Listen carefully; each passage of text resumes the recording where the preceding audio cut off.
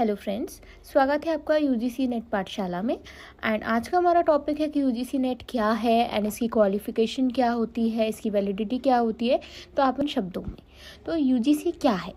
UGC net एक national level पे exam होता है जो कि असिस्टेंट प्रोफेसर या जेआरएफ के लिए आप योग्य हैं या नहीं, ये आपको बताता है। ये जो परीक्षा है टीचिंग और रिसर्च करियर में जाने वाली एक गेटवे माना जाता है, अगर आपको टीचिंग या रिसर्च में अपना करियर बनाना है। इसकी एलिजिबिलिटी क्या होती है? आपको जनरल कैटेगरी से अगर तो आपको 55 मार्क्स लेके आने होते हैं अपने ग्रेजुएशन लेवल पे।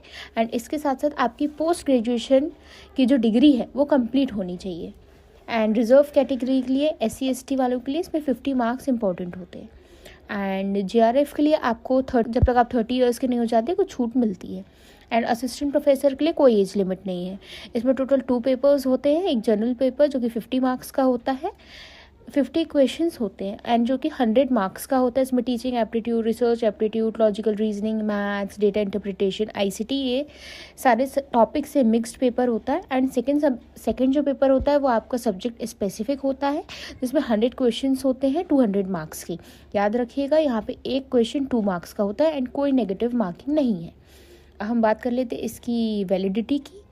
तो अगर आप यूजीसी एग्ज़ाम दे रहे हैं तो इसमें आपको 3 टाइप्स की जो एलिजिबिलिटी है वो प्राप्त हो जाती है। फर्स्ट है PhD की एलिजिबिलिटी। अगर हम नेट एग्ज़ाम में थोड़े कम मार्क्स लाके क्वालिफाई हुए हैं तो हमें PhD में एडमिशन मिल जाता है। एंड PhD में अप्लाई करने के लिए हम एलिजिबल हो जाते हैं। वहाँ जब हम कॉलेज या यूनिवर्सिटी जाते हैं तो हमें कोई रिटर्न एग्ज़ाम नहीं देना होता है, सिर्फ इंटरव्यू देना होता है। Second is fellowship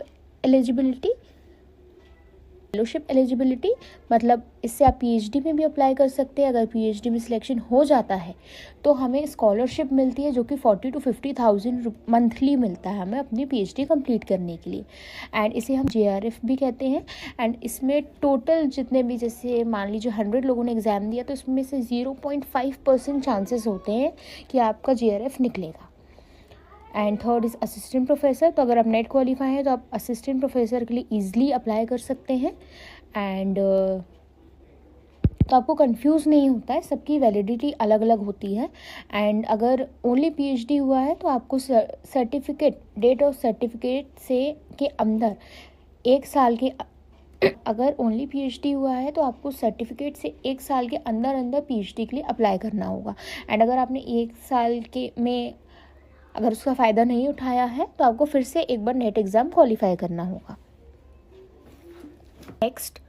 next and अगर आप असिस्टेंट प्रोफेसर के लिए क्वालिफाई हुए हैं तो उसके बाद अगर आप PhD के लिए अप्लाई करते हैं तो वो वैलिडिटी आपकी 1 ईयर तक की होती है।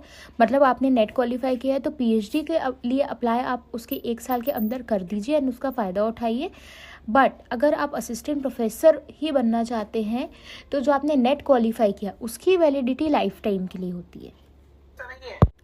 ऐसा नहीं है कि आप एक बार आपने अगर एग्ज़ाम दिया है तो 3 साल बाद, 5 साल तक आप असिस्टेंट प्रोफेसर नहीं बन पाए तो इनवैलिड हो जाएगा। नहीं, अगर आपने एक बार नेट क्वालिफाई किया है तो आप असिस्टेंट प्रोफेसर बनने के लिए, उसका एग्ज़ाम देने के लिए लाइफ टाइम तक वैलिड होते हैं, एलिजिबल होते हैं।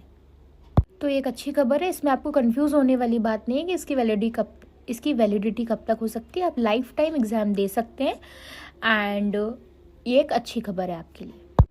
नेक्स्ट एंड सबसे ज़्यादा इम्पॉर्टेंट, अगर आपने JRF क्वालिफाई कर लिया तो यहाँ आपकी PhD करने की एलिजिबिलिटी है जो वो 1 साल से बढ़ के 3 साल तक वैलिड मानी जाती है। मतलब 3 साल के अंदर आप अपना PhD के लिए अप्लाई कर सकते हैं। एंड यहाँ पे अलग अलग यूनिवर्सिटी अलग अलग मानती हैं, तो 3 इयर्स बट आप मान के चलिए। एंड फेलोशिप के लिए आप एलिजिबल हो जाते हैं, आपको स्कॉलरशिप मिलती है, 40,000 to 50,000 आपको मंथली मिलता है अपनी PhD कंप्लीट करने के लिए। बहुत सारी यूनिवर्सिटी हैं ऐसी, जैसे हैदराबाद यूनिवर्सिटी, ELFU, जो कि ये वैलिड नहीं मानती है एंड वो कहती है कि आपको रिटर्न एग्ज़ाम उनकी यूनिवर्सिटी का देना ही देना पड़ेगा जब आप PhD में एडमिशन ले रहे हैं। बट अगर हम एक एवरेज लेके चलें तो 3 इयर्स तक आप PhD में अप्लाई कर सकते हैं। होप आपका समझ में आ गया होगा एंड आपके सारे कन्फ्यूजन्स दूर हो गए होंगे कि अलग अलग टाइप के एग्ज़ाम, अगर आपको अलग अलग लेवल आप जब क्वालिफाई करते हैं तो अलग अलग आपकी एलिजिबिलिटी हो जाती है। जैसे PhD के लिए 1 या 3 year depend on your JRF, and fellowship के लिए भी अलग होता है, असिस्टेंट प्रोफेसर के लिए भी अलग होता है। तो मैंने आपको बहुत ही इन शॉर्ट में समझा